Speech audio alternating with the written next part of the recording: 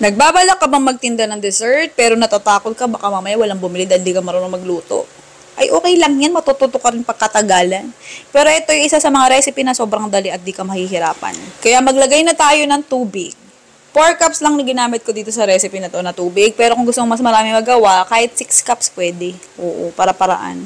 Kaya naman mamumuo pa rin yan. Oo. Tapos lagay ka ng 1 pack ng jelly powder. Kulay green. Pero pwede kang gumamit ng ibang kulay, ha? Sa harina, 1 tablespoon. Pero optional lang to. Kung ay maglagay, pwedeng wag na. Ganun lang. Oo, choice mo siya, ha?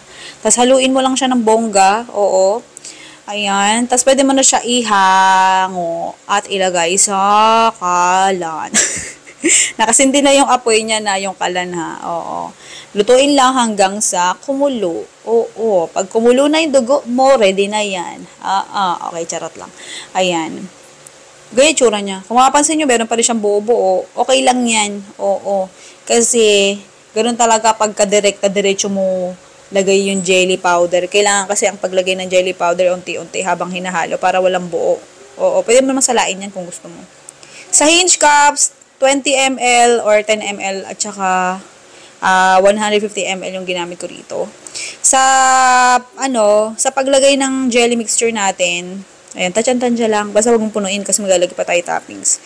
Sa pagbenta, pwede mo siya ibenta ng 5 piso, yung maliliit, tapos yung malalaki, 25 pesos. Sa maliliit hanggang 6 pesos, pwede mo siya ibenta. Oo. Okay, tapos hiwain na natin yung ating avocado. 2 piraso ng avocado ang kailangan natin dito. Tanggalin mo yung buto kasi di naman natin kailangan. Tanim mo na lang kung gusto mo para mas manganak yung avocado mo. Okay, tas hiwa-hiwain mo lang siya ng maliliit yung ating avocado. Pero ako kasi, para hindi siya masyadong time consuming, diyan na lang mismo sa pinakabalat ng avocado, hiniwa-hiwa siya. Okay, tas sa pinakapampalasa, pinakapampatamis, condensed milk lang ginamit ko dito. Ayan, tansya-tansya lang din yung paglagay niyan. Depende sa'yo kung gaano katamis ang gusto mo. Pero kasi ang avocado, kailangan talaga matamis. Oo, kasi mapait siya. Pero sa recipe natin na to, hindi naman siya pumait kasi hindi naman natin dinurog. Okay? Ayan. Kung mapansin nyo, ayan, kahit anong taktak natin dito sa hinge cups na to, sa container na ite, hindi siya natatapon yung pagkain sa loob kasi yun talaga yung purpose niya.